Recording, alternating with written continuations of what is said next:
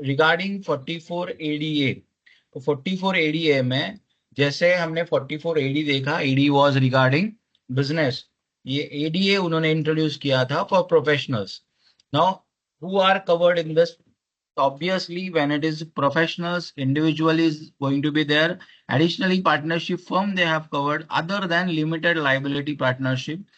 ठीक है, declaring the minimum profit as per the provision. यहाँ पे प्रॉफिटेबिलिटी का रेशो बदल जाता है. तो ये एलिजिबिलिटी यहाँ पे हमें समझनी है कि इंडिविजुअल जो प्रोफेशनल है, which professions are covered under 44 ADM. The list as mention in section 44 AA subsection 1. इसमें एक लिस्ट दी है जिस में जो भी नाम आए वो प्रोफेशन के, वो चाहे प्रोफेशन है या नहीं है, फिर भी वो कवर किए गए हैं. ठीक है. 44AA is about maintaining books of accounts. When you say profession, sub section 2 subsection 36 define profession as it includes vocation. That's it. Now basically we have to identify or classify कि profession किसको कहोगे. तो profession is based on eligible qualification. तो professional income, इसके लिए आपको उसका qualification है या नहीं है, and whether it is permitted by any law to do that practice और not, is what is covered under profession. But now income tax have covered the vocation part also. तो profession और vocation में क्या difference है? Does anyone know or anyone can tell what is the difference between profession and vocation? Why they have stated that it is covered in the profession?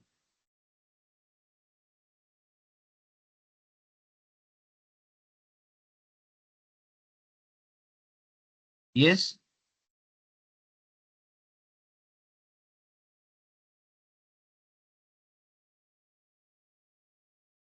I hope I am audible to all of you. Yes, sir. If you Whatever go comes to by, your mind, how you will yes, classify it? if you go by dictionary meaning, sir, it will be a temporary business, that vacation. Temporarily he So is working. if it is a temporary, then why vocation is included in profession? Income tax में vocation को profession में include किया है. He is getting income out of that vocational business. Which one? In vocation also he is earning. Right, but what will be the classification point for both? वो vocation और profession में classify करने के लिए क्या point रहेगा? If I give you a case study, Mr. X has declared his income as a as a professional, और सामने वो वोकेशनल है, सॉरी प्रोफेशनल नहीं, वोकेशनल उसका एक्टिविटी है, और इनकम टैक्स ऑफिसर कह रहा है कि नहीं वो बिजनेस है, सेक्शन 2 इसमें आ रहा है, 13 में आ रहा है. तो आप उसको प्रोफेशन में है कैसे कैसे प्रूव करोगे? इसके लिए ये एस्पेक्ट यहाँ पे समझना है. डेफिनेशन का यूज वहां पे होता है when you have to challenge in appeal और in assessment, that time you have to use all this aspects. So how you will classify कि प्रोफेशन और वोकेशन में क्या डिफरेंस है?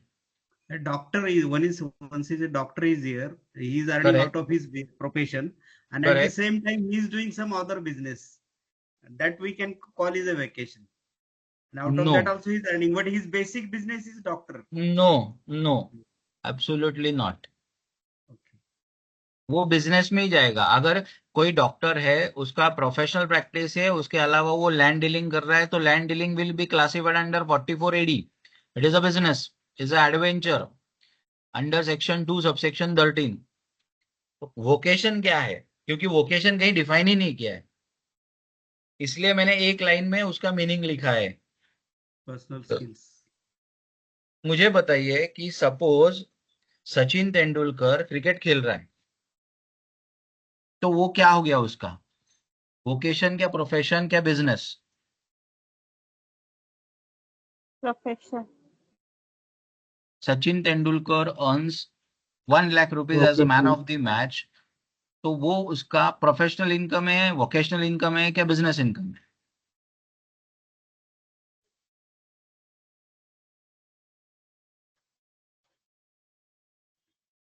Yes yes Eknath. For vocational income sir, vocational income. क्योंकि उसमें personal skill है उसका। अच्छा अच्छा अच्छा, अभी मैं और थोड़ा सा इसको हम एग्जाम्पल लेंगे। सपोज सचिन तेंदुलकर और एकनाथ हमारे टीम में अभी जो है, ठीक है। Eknath is also playing cricket and who is earning under arm cricket में 11,000 रुपीज का उसको प्राइज मिलता है मैन ऑफ द मैच। और सचिन तेंदुलकर को इंडिया को रिप्रेजेंट करते वक्त मैन ऑफ द मैच मिलता है। तो इस दोनों में विच इज जमा प्रोफेशन, सकते which is a profession? Yes Rajesh ji, I am not able to hear. अगर माइक का कोई इश्यू है तो आप चैट बॉक्स में डालिए आंसर, कोई प्रॉब्लम नहीं, I will just check that.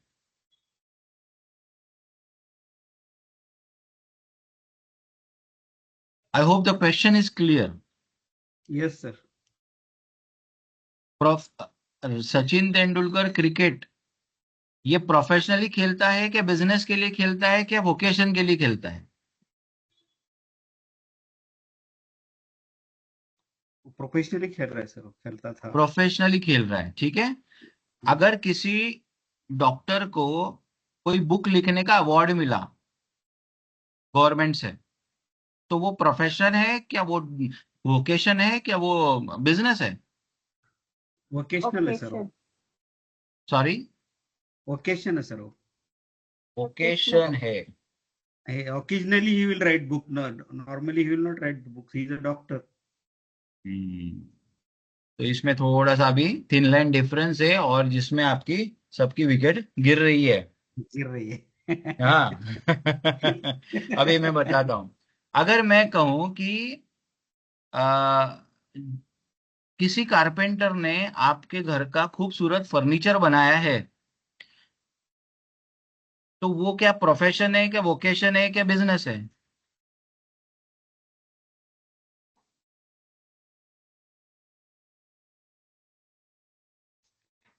Challenging है ना। वोकेशन है सर। बहुत सिंपल एग्जांपल पूछ रहा हूँ मैं। देखिए, पहला एग्जाम्पल था सचिन तेंदुलकर अगर क्रिकेट खेलता है और मैन ऑफ द मैच में उसको प्राइज मिल रहा है, तो it is because he is practising his profession. He has accepted that cricket as a profession. Profession requires qualification, but he has that qualification कि उसने वो सीख के वो अचीव किया है। ठीक है, जैसे बाकी प्रोफेशनल डिग्रीज है, अगर आपके पास क्वालिफिकेशन और सीओपी नहीं रहेगा तो आप डॉक्टर की प्रैक्टिस नहीं कर सकते, आर्किटेक्ट की नहीं कर सकते, वकील की नहीं कर सकते, सीए की नहीं कर सकते, सीडब्ल्यू की नहीं कर सकते। कारपेंटर को ऐसा है क्या? नहीं है। लेकिन दोनों में सिमिलैरिटी क्या है? कारपेंटर को भी पर्सनल स्किल लगाने पड़ते हैं। All the carpenter can do that much skilful work? Answer is no. किसी का बहुत शार्प रहेगा, बहुत आर्टिस्टिक रहेगा, किसी का just it will be like it will not be very sharp और ब्लंट रहेगा वो पूरा फर्नीचर। मैं एग्जांपल दे रहा हूं मैं, ठीक है। तो दूसरा आपका कोचिंग है। कोचिंग करने के लिए मतलब टीचिंग करने के लिए क्वालिफिकेशन की जरूरत है क्या? Answer is no. लेकिन सिखाने के लिए स्किल की जरूरत है, वो जो भी पर्सनल स्किल है। So when anywhere in any activity there is no requirement of professional degrees or any specified degree by the government, but it is a requirement of personalized skill, then it is a vocation। ये पहली चीज है। और जो specialised skill set है, qualification है जो लगती ही है आपको, and you earn income on basis of that, it is a profession.